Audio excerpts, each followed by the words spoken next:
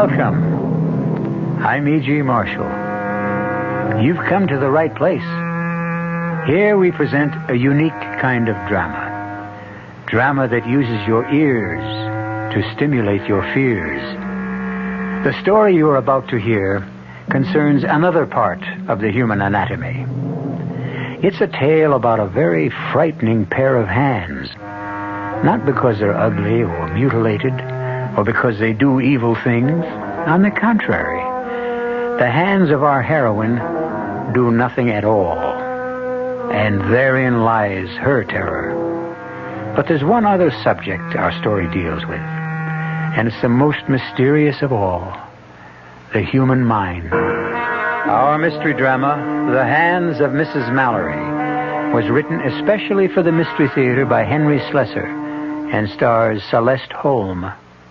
It is sponsored in part by Anheuser-Busch Incorporated, Brewers of Budweiser, and Buick Motor Division. I'll be back shortly with Act One. Some research experts say you can't taste the difference between beers. Well, if they're right, then Anheuser-Busch wastes a barrel of time Beechwood aging Budweiser. Only they don't think so. Brewing beer right does make a difference. And they're betting a bundle that you can taste the difference in Bud. When it comes to brewing Budweiser, the Anheuser-Busch choice is to go all the way because they still care about quality.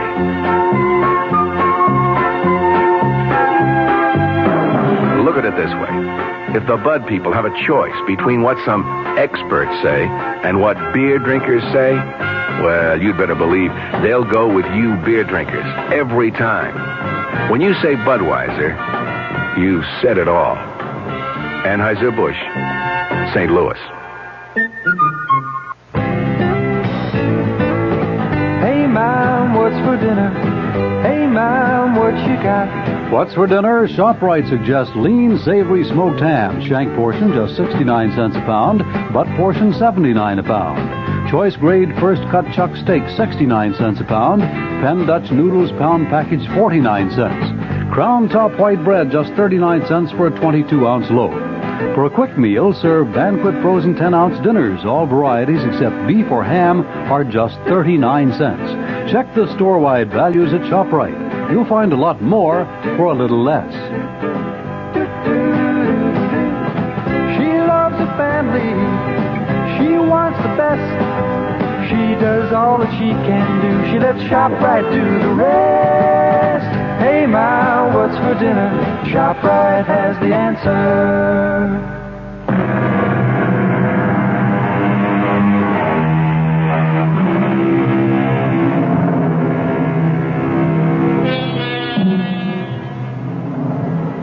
Think of the most beautiful day you can imagine. A day so perfect that the birds are singing its praises. And even the people who line the park benches, those roosting creatures who seem to exist in a vacuum without emotion, seem happy and contented today. But there's one exception. A lady of middle years who sits alone on a bench. Is it her glum expression that has driven away other people? Or perhaps it's the obvious elegance of her mink stole and the glistening perfection of the diamond on her finger. Hey, lady, is this seat taken? No. It's okay if I sit here and wait for my brother? He's playing in the ball game. How nice. He plays first base. Hey, you want to see my baseball? Not especially. It's got Reggie Jackson's autograph on it. Here, look at it. No, please, I really don't know. What's the matter with your hands? Nothing. They're just a little stiff, that's all. Now, why don't you go watch your brother play? Well, he says I jinx them. Gee, your hands look funny. I mean, can't you move them at all? No. As a matter of fact, I can't. Gee, that's funny. I never saw anything like that. How come you can't move your hands? It's a kind of a sickness.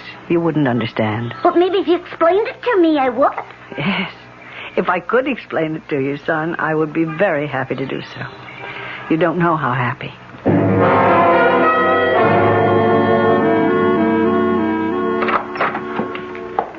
Come in, Ida. Have a seat. I always feel so guilty when I take your time. Each examination seems to produce exactly the same result. Well, that's no reason not to keep examining you. Then there isn't any change. No, Ida. No change. What have you been doing lately? Well, I've been sitting in the park a lot. I see. It's a bit ridiculous, isn't it? I have this glamorous terrace. I could sit there like a queen and view the whole park and all the people in it. But I prefer to sit on a bench and watch the squirrels and listen to the children. Well, I think that's a good thing, frankly. To be on the ground, in touch with things. Herbert never believed in that. Herbert liked to get away from the smell of the crowd. Yes, that was the phrase he always used, the smell of the crowd. My husband knew a great number of unkind phrases. Well, I never knew him, of course. No. Neither did I suppose. Even when he was lying in his coffin, I felt as though I were saying goodbye to a stranger. And after Mr. Mallory died, how soon after that did the paralysis set in? Oh, it was about a month. Yes, a month after, I suppose. That soon? Yes. And now it's been how long since you haven't been able to move your hands? 5 years. Can you believe it, Doctor? I can't. After the first 6 months of this terrible paralysis, I thought I couldn't go on living with these stone fingers of mine. I thought it would be preferable to be dead. But you never lost hope of a cure. No. I mean, that's what's kept me going. The hope of a cure. Oh, and something else. I suppose one must say a kind word for money. If there was one thing Herbert did in his life, he managed to leave a very rich widow behind him. Ida, I hope you won't misunderstand what I'm going to say. Doctor, you don't have to say it. I know what comes next. You're going to advise me to get out of myself, to stop thinking about my poor hands and think about other people. Charity work. Well, Ida, that's one suggestion. But... Oh, if you knew how many charity committees use my name, or how many thousands of dollars I give to every foundation with an impressive name. Ida, I was going to talk about going back to that psychiatrist. Oh, that. I honestly think you gave up too soon. If you'd given the man a chance... Dr. Merritt, my hands are paralyzed. I'm not imagining it. They're paralyzed, frozen, insensitive. You've made all the tests yourself. Do you think I've been faking? No, of course not. The illness is genuine, but sometimes the origin of an illness of this nature can... It's all in the mind, yes, of course. All in the mind. So easy to say that, isn't it? So many doctors have told me the same thing. It's so much easier to blame my mind than their own failure. Ida, please. Doctor, excuse me. It's time for me to go. You've got lots of patients waiting for you. Some of them you might even help.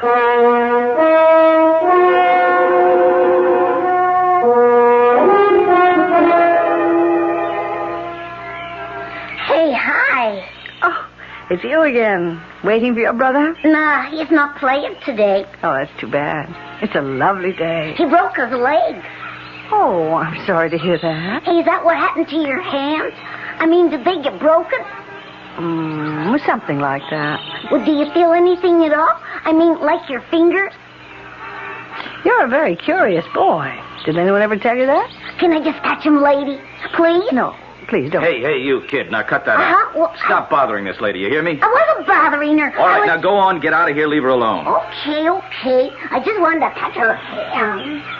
I'm sorry, ma'am. I just couldn't help overhearing. Thank you. He was getting a little too bothersome, although I'm sure he didn't mean any harm. Well, I could see that you were getting annoyed. Ted? Oh, yes, I'm over here, Melinda. On your hand, huh? I can't manage 2 hot dogs and a bag of peanuts and 2 crutches at the same time. Oh, sure. I'm sorry. Excuse me, ma'am. Oh, this one's yours, with the mustard. Thanks.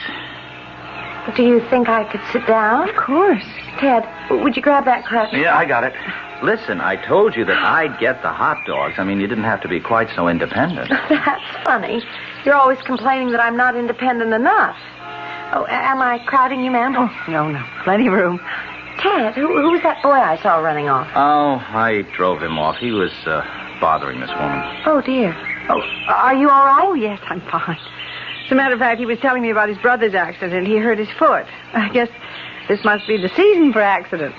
You mean these crutches?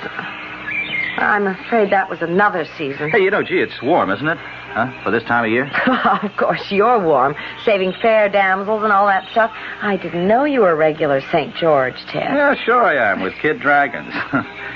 Would you like some peanuts, ma'am? We've been trying to give them away to the squirrels all day, but we haven't seen any. No, thank you. I don't like peanuts very much. I can't imagine what squirrels see in them. Don't worry. My brother will happily eat them all by himself. Your brother? I'm Melinda West. This is my brother, Ted. And my name is Mrs. Mallory. How do you do? Haven't I seen you two here before? Oh, you probably have. We live close to the park. Are you from around here, Mrs. Mallory? Oh, yes. I live in that building right there. Oh. What a view you must have. Can you see the park from your window? Oh, yeah. Oh, if I had a window like that, I'd never come down to the park. Well, of course, these crutches sort of discourage you walking around very much. Do you both live in the city? No, we're from Ohio. We've only been here about 2 months, but I guess we'll be going back soon. Don't say that. Don't even think that, Ted, please. I'm sorry, Melinda. I didn't mean to... I gather that you don't want to leave. Well, not if it means that... Well, the truth is we came here to see a doctor, a surgeon who specializes in cases like mine. You see, I was in an automobile accident 2 years ago. I haven't walked since. Oh, I'm so sorry. I know exactly how you must feel. Well, people always think they do, but they really can't. Melinda. What? I think your brother is trying to signal you, Melinda, about me. What do you mean? He means these. My hands. Oh, I'm so sorry. I didn't even realize. No, some people don't realize that I can't move them. See, as long as I sit here very quietly, my whole body is as immobilized as my hands. Yes. Now I know what you mean. I know how tempting it is to just want to sit, be a statue, so that for a little while you can forget that part of you is dead. Oh, come on, Melinda, please. Let's cut this out, huh? Please, tell me more about this surgeon. I can tell you what he said in one word. 1 2-letter word. Oh, dear. He won't operate, then? He said it wouldn't do any good. He turned us down flat. That's why I want Melinda to let me take her back home. Oh, well, do you have parents there? No, we have no one. But I don't want to go back. I don't. I want to see... What were you going to say? Never mind, Mrs. Mallory. Now, come on, Melinda. You finished your hot dog. Let's go home. Ted, let me tell her. Let me ask For her. Pete's sake, what kind of nonsense is this? What do you want to bother the woman for? Because there's no one else I can talk to about Dr. Griff. I can't talk to you about him. You just get red in the face and stomp away from me. There's nothing to talk about, and I'm sure Mrs. Mallory isn't interested in fairy stories. I really don't know what either one of you is talking about. Who is Dr. Griff? Oh, he's a quack, a phony. Ted. Well, that's all he is. A 2-bit faith healer who robs every cripple he can get his hands You on. don't know anything about him. You only met him once. Yeah, well, that was enough. I could tell in 1 second that the man is a fake. He can't cure a broken spine. But why not let him try? Somebody has to try. I don't want to be the way I am. Oh, Mrs. Mallory, I don't want to be this way. Help me. Help me, please.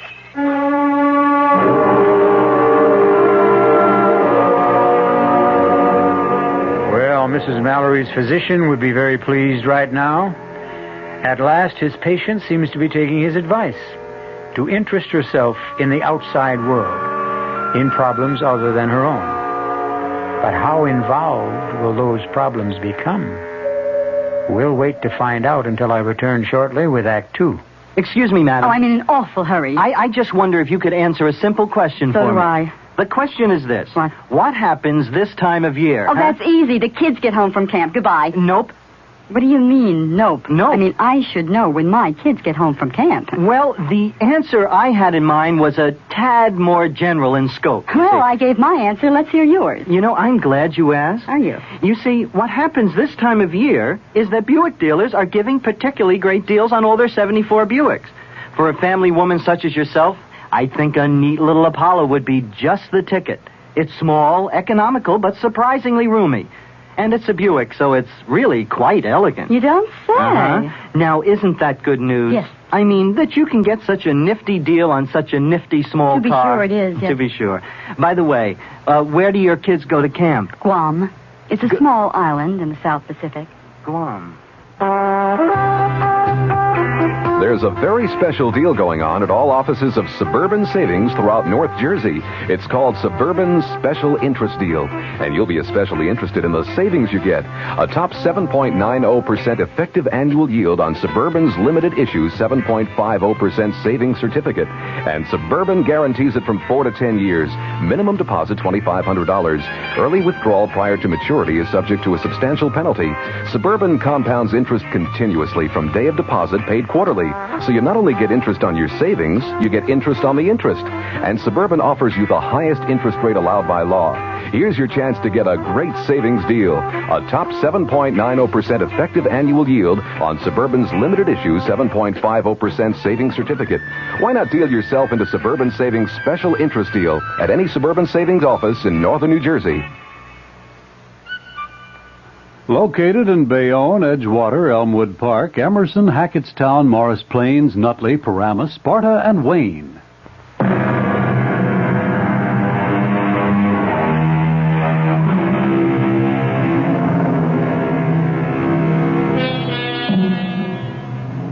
The good weather is holding in the city, and Mrs. Ida Mallory has returned day after day to her bench in the park. A bench which seems to have become her property by right of eminent domain. But even Mrs. Mallory would have to admit that her interest in these daily visits is no longer restricted to sunshine and green grass. Each day she hopes for another glimpse of the young couple, the scowling brother and his pretty, pathetic sister. And then, on the fourth day, there they were. Excuse me. I don't know if you'll remember me. Why, of course. You're Mrs. Mallory, the lady with the view. Yes, that's right. How are you both? Oh, we're okay. Well, I really didn't mean to interrupt your conversation. Oh, don't be concerned about the way Ted looks. His face always is like a thundercloud, especially when we discuss the forbidden topic. I suppose you mean that doctor. Yeah, she talked me into seeing him again. You know something? Every feeling I had about him the first time was confirmed. That's really impossible, Mrs. Mallory. Tell me something. Is he a real doctor? Well, I'm not sure he's a medical doctor, Mrs. Mallory, but I'm sure he's entitled to the degree. Maybe a doctor of psychology or something like that. I'll tell you what he's entitled to. A good swift kick in But the... I'll tell you one thing about Dr. Griff. He's the only one who said he could help me. He didn't promise. He just said he was hopeful. Well, that's something anyway. Yeah, I'll tell you what he's hopeful about, getting your $500. He says he's very hopeful I can be cured. And that's worth a great deal more than $500. All right, go on. Tell her the rest. Tell her the real clincher. Or you're afraid to. What do you mean? Mrs. Mallory, you're an intelligent woman. So listen to how Dr. Griff plans to cure my sister. I know it sounds sort of melodramatic. Oh, it's idiotic. That's what it is. Please, I'd still like to know. Well, he says he uses something called the water of faith. See what I mean? The water of faith? Sounds sort of, religious. Like, the holy water at Lourdes. It's related to that, yes. Oh, now do you see why I say the guy is an out-and-out fraud? The water of faith. Where are we? Back in the Middle Ages? Well, I must admit it does sound sort of odd. Just the same. He said that it works. That it's worked for dozens of people. He wants $500 for the treatment. With no guarantees, you understand. Oh, Mrs. Mallory, will you help me, please? Will you talk some sense to this woman? Oh, my dear. I mean, I have to admit it really doesn't sound reasonable. You mean the $500? Oh, but it's a very special treatment, Dr. Griff said. Well, I meant it's not reasonable to assume that such things can do any good. I see. So I'll never know. Is that it? I'll just turn around and take a plane back to Ohio and live out the rest of my life as a cripple, when for $500, at least I might have had a chance to live. Yes, I see what you mean. Ted... Oh, I hope you don't mind my calling you Ted. Oh, no, of course not. Your sister, well, she may have a point there. I mean, even if it is a waste of money, perhaps she'll never be happy unless you let this man try. If not, she'll always wonder about it. Always. Yes. Yes, I know that. That's what his whole bag is, making you wonder if it just might work.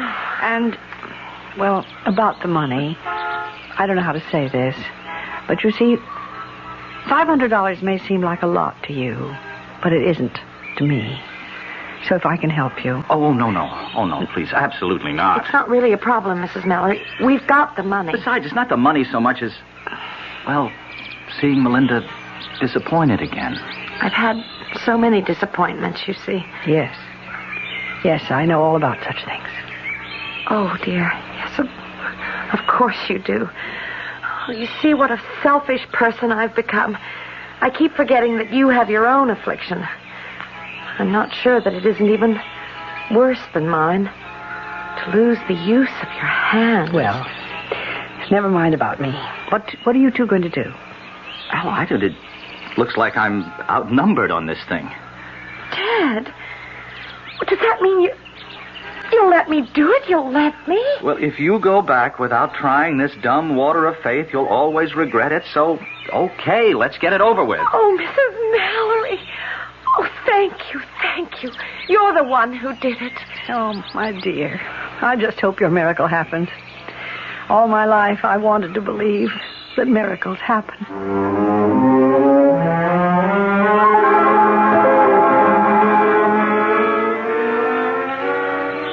Melinda?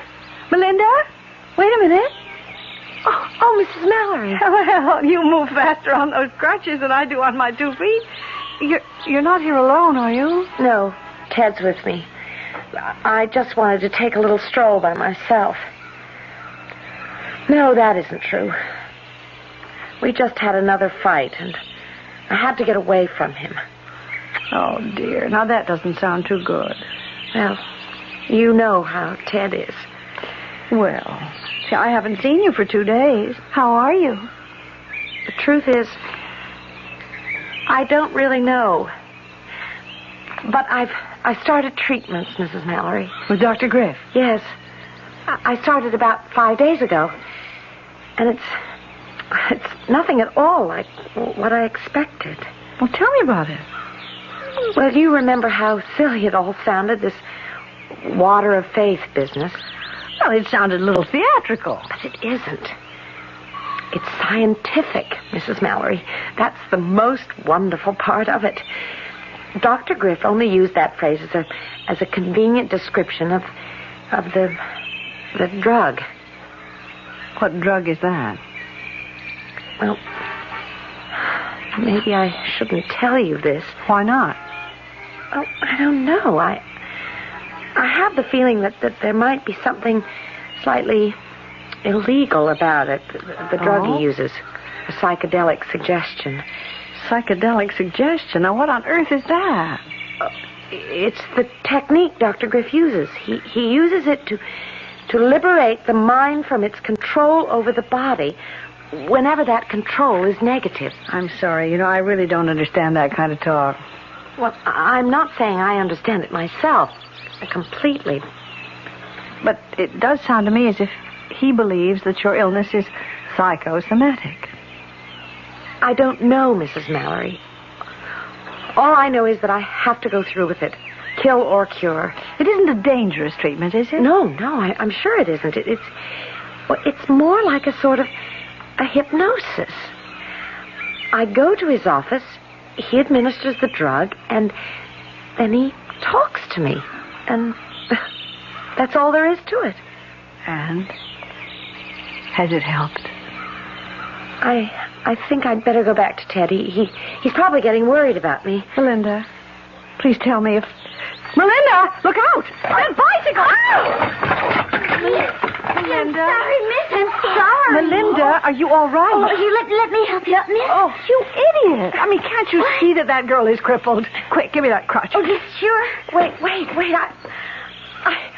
I think I can manage to pick myself up this way. Now, just take it easy. Mrs. Mallory. What is it? Are you hurt? No. It's my leg. Did you see that? My leg bends slightly at the knee. No, I didn't see Look, it. miss, if you're sure you're okay. Oh, get out of here. Go away and be more careful next Yes, time. ma'am. Oh, Mrs. Mallory. I'm sure it happened. I saw it happen. My leg moved. For the first time in 2 years, it moved.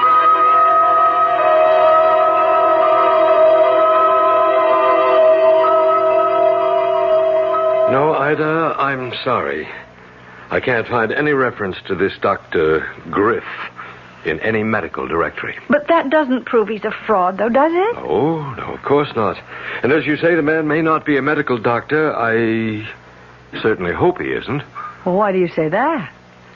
Pride of profession, my dear. We don't like to have faith healers bearing the same credentials. And that's what you think he is, a faith healer. Well, of course.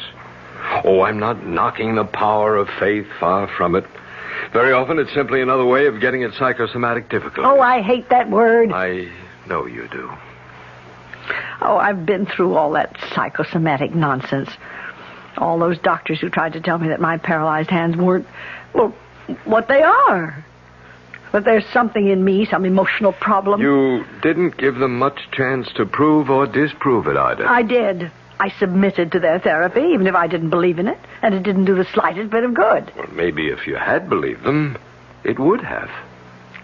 Flesh is flesh, Doctor. Bone is bone. That kind of therapy can't make my hands move any more than it can make that poor girl walk. And I have a good mind to tell him so. Please come in, Mrs. Mallory. Thank you. Won't you have a chair? All right. Well, do you mind if I ask who referred you to me? Well, actually, it was one of your patients, Melinda West. Yes, of course. A very charming young woman. Have you known her long? Just a few weeks. See, I haven't seen her for the last 10 days or so. How is she coming along? Well, actually, you'll get a chance to see her soon. She has a 3 o'clock appointment with me, which is only a few minutes from now. So, if you wouldn't mind telling me what's on your mind, Mrs. Mallory. Well, I just thought it would be worthwhile talking to you, Doctor. About yourself? Well, as you can see, I am afflicted. Do you mind if I look at your hands? Yes, frankly, I'd rather you wouldn't. Not just now. I'd rather hear something about yourself, about this treatment of yours. Melinda said something about a technique you used called psychedelic suggestion. Now, just what is that? It's a medical principle. As old as mesmerism, as new as chemotherapy. The power of mind over body. Psychosomatics. Well, who knows what afflictions is psychosomatic? Some illnesses start with the emotions, some with the body. And more often, it's a combination of both. Really? Germs aren't imaginary. Viruses are very real little creatures. Yet the mind has strange powers over them to make them hurt us or to render them harmless. All right, then. What about a broken leg? Can the mind cause that? Of course. If you use your head, you wouldn't break your leg in the first place. Oh. You're thinking of Miss West, of the fact that she suffered a spine injury. That's right. I hardly see how you can correct something like that. You've seen her x-rays, then? No. You believe the damage is neurological? Well, I know nothing about it. That's strange, Mrs. Mallory. You certainly seem to have an opinion. Be careful, though. You don't have a medical degree. Someone might call you a quack. Listen, Doctor, I came here... Oh, excuse me, Mrs. Mallory. Ah, Melinda. I'll be with you in just a minute. No, come to think of it. Why don't you come in now? There's a friend of yours here. A friend? Oh, it's I, Melinda, Mrs. Mallory. Oh, Mrs. Mallory, how nice to see you. Come in, Melinda, please. Melinda? Your crutches. Where are your crutches? Look at me, Mrs. Mallory. I can walk without crutches now. I'm not very steady, but I can walk.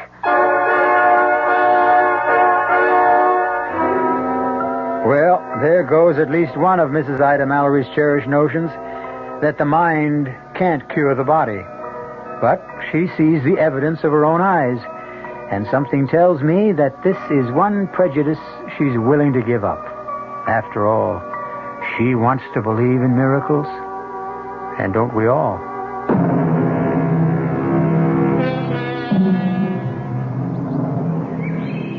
Mrs. Ida Mallory has spent a sleepless night, dreaming of things she never thought possible. But when the sun streamed in her windows, her first thought was to get out into the park, and with only one hope, of seeing Melinda West again, and seeing her miracle confirmed.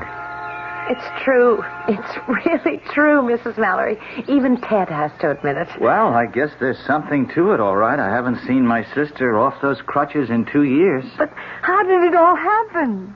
I don't really know. As I told you, he used this drug. He made me go to sleep, and then he simply talked to me. At first there was nothing, and then I started feeling life in my legs again. Well, you saw me that day in the park when I fell down. Oh, Melinda. I just can't tell you how happy I am for you. Well, and what are your plans now? Oh, go home, I guess. I've got to get back to my job if it's still there. The treatment cost much more than we thought it would. Yes, the 500 went in no time at all. Then he asked for another 1,000. He said it couldn't be helped. The drug he uses is so horribly expensive. Now, listen. I told you once that if there were any way I could help you out financially... No, that's out, Mrs. Mallory. We'll manage okay. Of course we will. Well... And I can go back to work now. I can do anything I want now. Oh, yes. Yes, that must be a wonderful feeling. To be able to do anything you want.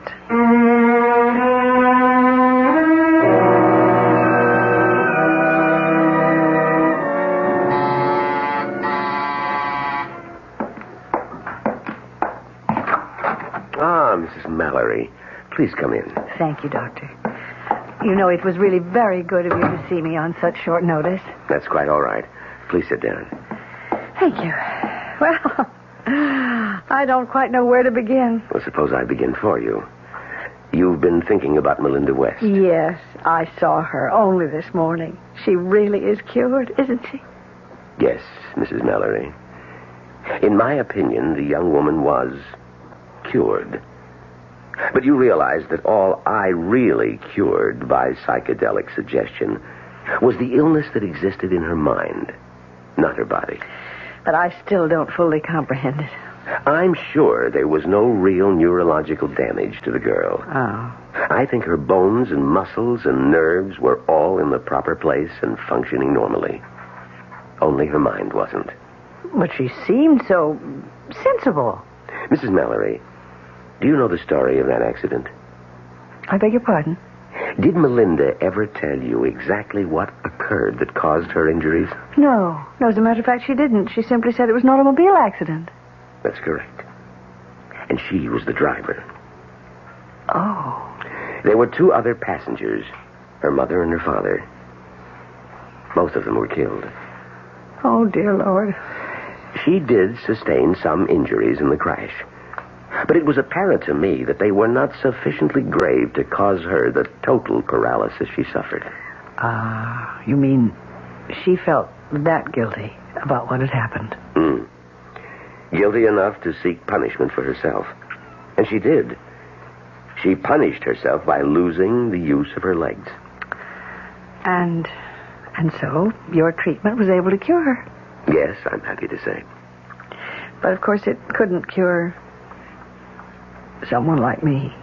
What was that? I said it couldn't cure me. See, I didn't lose the use of my hands for any kind of reason like that. I mean, it's just some sort of nerve damage. Doctors could never explain it. Well, if that's the diagnosis of your physician, that it's purely physical and incurable... Oh, but I didn't say that. See, I mean, my doctor has never used the word incurable. I have been hoping for years that it would just heal itself. I can't go on living like this, so helpless and so useless. Mrs. Mallory, have you come here to talk about Melinda West or yourself? Myself. I want my hands back. Oh, dear God, I want my hands. Yes, I was afraid that's what you had in mind. Afraid? Why? Because If you had any idea of becoming my patient, I regret to say that it's not possible. But why not? I mean, you accepted her as a patient, and you cured her. I mean, you really did. Unfortunately, Miss West is the last patient I can accept, at least in this part of the world. Doctor, I don't understand. Do you have to go somewhere? That's correct. But where are you going? Abroad. And my plans will keep me abroad for at least a year. Oh, no. I mean, listen, if you're going to Europe, I was thinking of taking a trip there myself. No, Mrs. Mallory, my destination isn't Europe. I'm going to North Africa. A case of some importance. Well, since when is one patient more important than another? Oh, no, I didn't mean it that way. Oh. It's simply that this is a prior commitment. But maybe I could go with you. I mean, I could take up residence there. I'm afraid that's impossible, too. Why? Well, the country I'm going to is a Muslim country. My patient is the son of, well, a notable Arab leader. Well, why would that make any difference? What does it matter? I'll be living within the bachelor section of the official residence. It's an area restricted by Muslim law. You wouldn't be allowed near the place, my dear lady, even if I were free to treat you. And I'm not. But I have money. I'll pay you. I'll pay you anything you want to stay and treat me. I mean, I'll meet this Arab leader's offer. Mrs. Mallory, the fee I'm about to receive, I wouldn't ask of any individual. I've been asked to remain with him for a period not to exceed 1 year. A year? For that year, in a Swiss bank, there will be deposited for me $150,000 in Swiss francs. 150,000? I'm very sorry that you made me reveal that confidence. No, I trust that it goes no farther. I'll pay you the same. What? You heard me. I'll pay you the same. I mean, not in a year's time, but as soon as you've cured me. I'm sorry. Your offer is very generous, but it's also conditional. What do you mean, conditional? You will pay only for a cure. That's something I'd never guaranteed a patient. Not Miss West, not my Arab friend, no one at all. All right, then. Suppose it isn't conditional. Suppose I agree to pay you in advance. Well, that, of course, would be something worth consideration.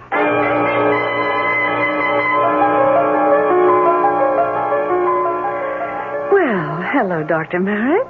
This is certainly a surprise. I think it must be the first time that a doctor ever made a voluntary house call. Well, I didn't come here to see you as a patient, Ida. Only as a friend. Well, that's very kind of you. Ever since I saw you last, I've been thinking over what you told me about this Dr. Griff. Oh, yes. Well, what about him? I thought it would be worthwhile just to ask around about the gentleman. And last week I was attending a joint conference of my medical association and psychological group. Mm-hmm. Well, anyway, I did learn something that I thought you might be interested in. There is no Dr. Griff. Oh, what was that? Oh, maybe he has a Ph.D. and tacked that in front of his name, but I'm quite sure that the man is not a medical doctor. All right. Be that as it may, he's still not necessarily a fraud. Well, I didn't say he was anything. But I suspect that your original judgment was correct. But... That he's not someone to be trusted. But you don't know the whole story. Well, what I do know is you're more impressed with a man than you were willing to admit. Isn't that right? Dr. Merritt, he cured that girl. What? You know that girl I told you about, the crippled girl? She's walking again. I saw her walk. Well, I suppose that could be true. Faith healing does have its successes. Well, I'm sorry, Doctor, but I'd rather not discuss this any further. Oh, wait a minute. I don't like the way you sound. Ida, have you made any sort of arrangement with this charlatan? Dr. Merritt, I appreciate your interest, but I refuse to say another word about this matter. I mean, do you understand? Not another word.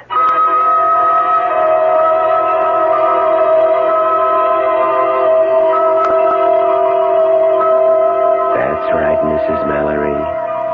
Just relax. Close your eyes and let the water of faith flow through your bloodstream. You can feel it tingling through your body, bringing you peace and tranquility, total peace and happiness. Do you feel it? Yes. Yes, I feel it. And now, I'm reaching out for your hand. Do you see me reaching out for you? Yes. Yes, I see you. And now... Oh, of all times. Who's that now? Yes, what do you want? You Dr. Helmut Griff? Yes, who are you? The name's Barry, Doctor. Lieutenant Barry, Racket and Bunko Squad, Police Department.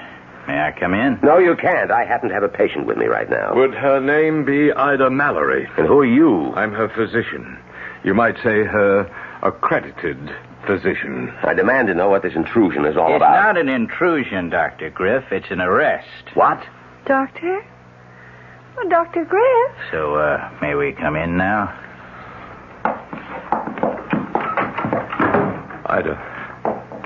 Ida, are you all right? Yes.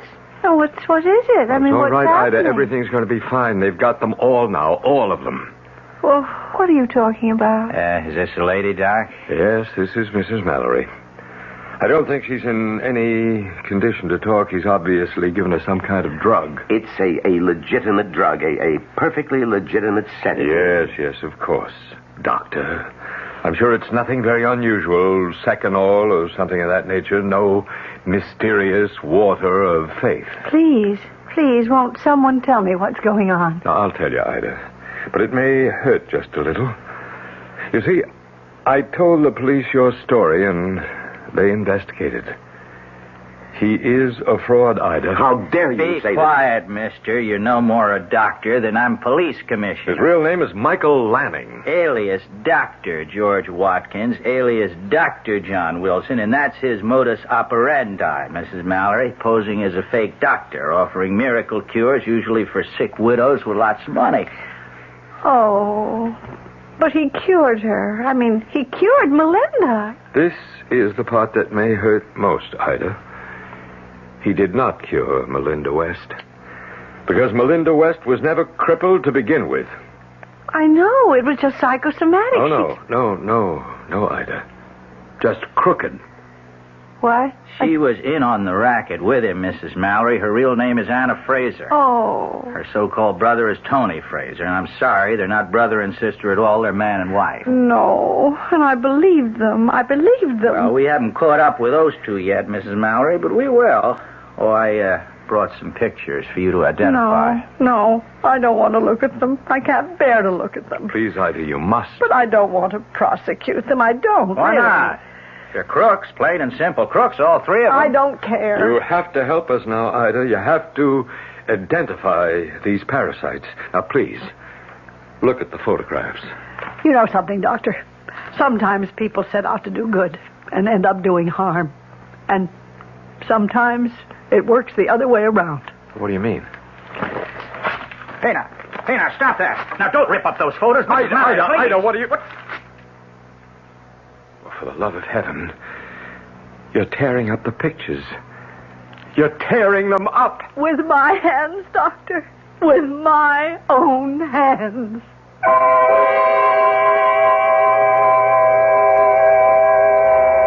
Well, they say that it's an ill wind that doesn't blow someone some good. And in this case, it looks like three evil people have managed to be very good to Mrs. Ida Mallory, in spite of themselves.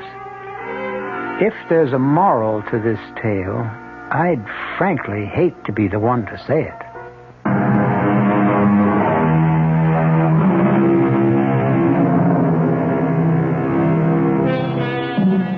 No, we're not recommending that the best way to cure your ills is to fall into the hands of confidence men. This included Celeste Holm, Patricia Elliot, William Redfield, Evie Juster, Arnold Moss, and Leon Janney. The entire production was under the direction of Himan Brown. Radio Mystery Theater was sponsored in part by Buick Motor Division and Anheuser-Busch Incorporated, brewers of Budweiser. It's suspicious, okay? Our cast included Celeste Holm, Patricia Elliot, William Redfield, Evie Juster, Arnold Moss, and Leon Janney. The entire production was under the direction of Himan Brown. Radio Mystery Theater was sponsored in part by Buick Motor Division and Anheuser-Busch Incorporated, brewers of Budweiser. This is E.G. Marshall inviting you to return to our Mystery Theater for another adventure in the macabre. Until next time, pleasant dreams.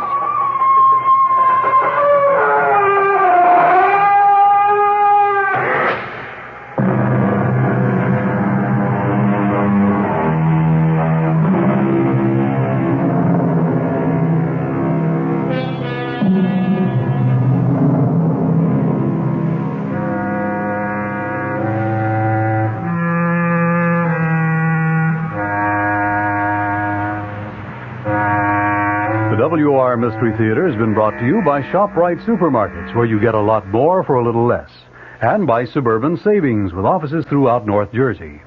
The preceding Mystery Theater program was furnished by the CBS Radio Network. I'm Fulton Lewis in the Mutual Broadcasting System studios in Washington, D.C. Now, my commentary.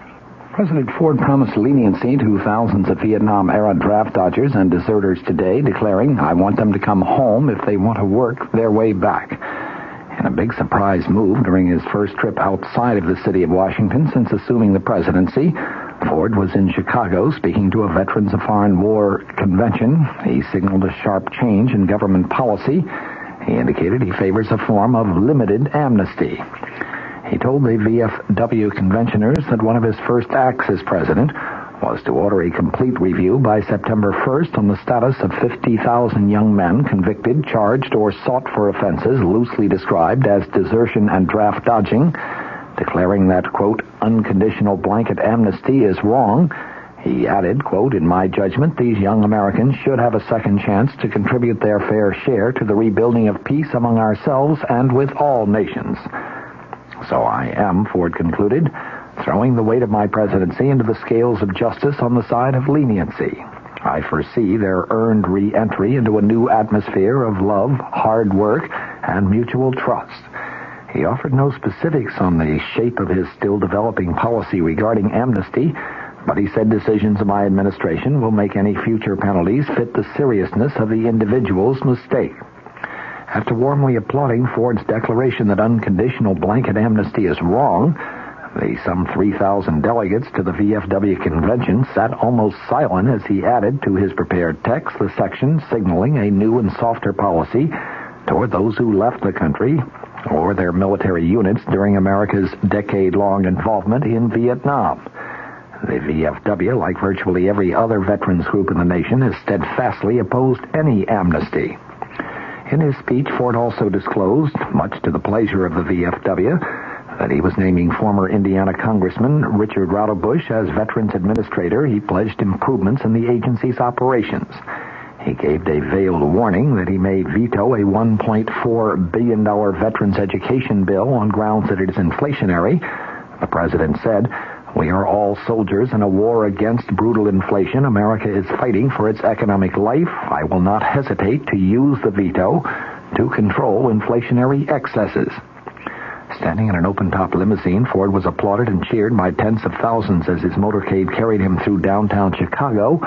But outside the convention hotel, thousands of Greek Americans waved signs and chanted slogans criticizing his administration's policy regarding Cyprus. The demonstration in Chicago today was planned before the U.S. ambassador to Cyprus, Roger Davies, was slain in Cyprus when a mob of Greek Cypriots stormed the U.S. embassy in Nicosia. The Greek Americans who thronged to Grant Park across from the Conrad Hilton Hotel were demonstrating virtually against what they called a tilt toward Turkey and the U.S. policy regarding Cyprus. Few of the chants today named President Ford, but most of them were aimed at Secretary of State Henry Kissinger. They were calling for Kissinger to resign. Some were saying to give the Nobel Prize back. The president paid no apparent attention to the demonstrators. Ford told the convention delegates that the word of Davy's death was tragic news. President Ford adding, he too gave his life in foreign wars. Let us offer our prayers and our condolences to his loved ones for his supreme sacrifice on behalf of all America. Ford apparently drafted his remarks regarding amnesty en route to Chicago today, inserting them into his prepared text. He said, when he took office, I found on my desk where the buck stops the urgent problem of how to bind up the nation's wounds, and I aim to do that. He said as Commander-in-Chief, he will work within our system of military justice, but he said that he has ordered Attorney General William Saxby and Defense Secretary James Schlesinger to consult with other governmental officials and report their unvarnished views and those of the full spectrum of American opinion on this controversial question. Richard Nixon, the man Ford succeeded just 11 days ago, had followed a firm anti-amnesty policy, vowing at one point, never, never, never, when asked regarding amnesty. One of Ford's last duties as vice president was to present, after death, 14 medals of honor to the parents, widows, and children of Vietnam heroes.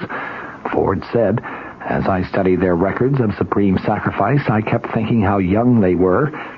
The few citizens of our country who, in my judgment, committed the supreme folly of shirking their duty at the expense of others were also very young.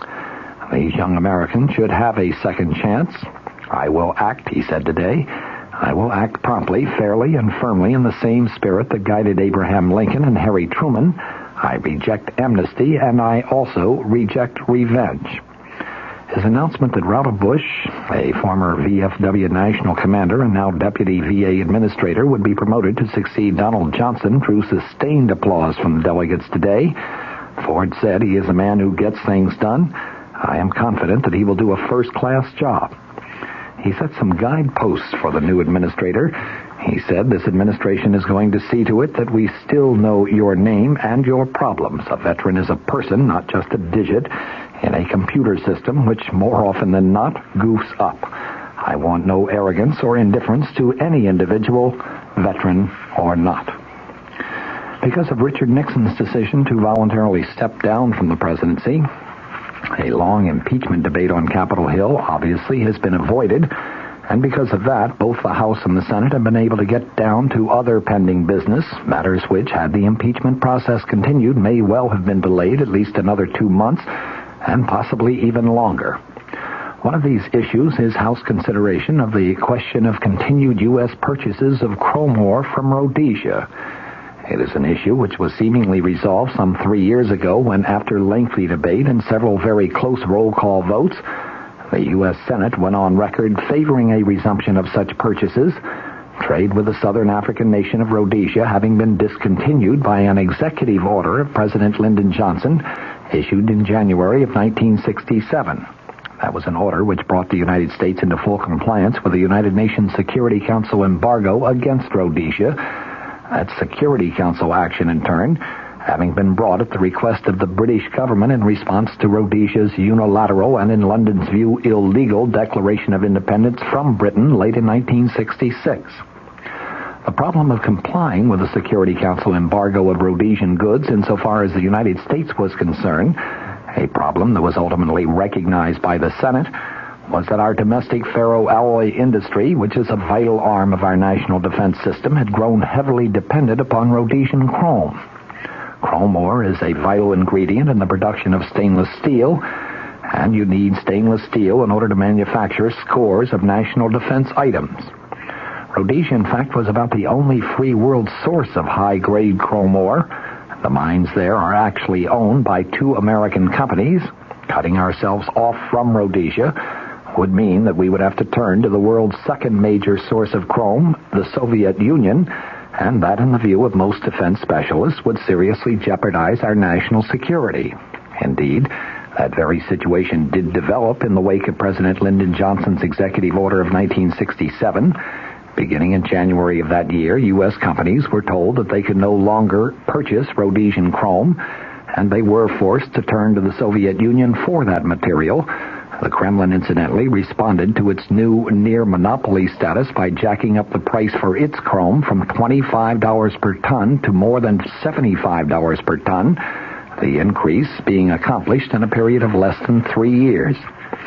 It was Virginia Senator Harry Byrd who brought these matters to the attention of the Senate, and it was his amendment exempting chrome from the anti-Rhodesian boycott, which was ultimately approved by the Senate in the fall of 1971.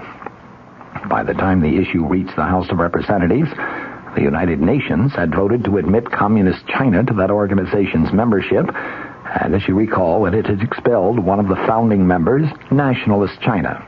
The mood in the House of Representatives was hardly friendly to the UN, and in that atmosphere, the House members voted an overwhelming 251 to 100 in support of Senator Byrd's amendment, and by early 1972, imports of Rhodesian chrome to this country had been resumed. Liberals had argued vehemently against the Byrd Amendment. Its approval, they insisted, would have been a slap in the face of the United Nations, and some went so far as to argue that a UN decree actually superseded the law and authority of the United States anyway. They actually sued in the courts in hopes of getting the courts of this country to agree with their point, but they lost. The U.S. Court of Appeals ruled that the U.S. Constitution is still our national charter. The Charter of the United Nations is not. Significantly, when the vote in the House was taken in late 1971, Michigan Republican Representative Gerald Ford, then the House Minority Leader, took a strong stand in favor of the Byrd Amendment. Had he remained neutral, many other Republicans might have abstained. Several times since approval of the Byrd Amendment, congressional liberals have tried to have it repealed. Last January, they succeeded in getting the Senate to support repeal. Tomorrow, the issue comes up in the House. Regarding the Rhodesian chrome ore issue, it is to be hoped and expected in view of the overwhelming nature of the House of Representatives' last vote on the very same issue, that the House will remain consistent with its earlier stand when it votes tomorrow.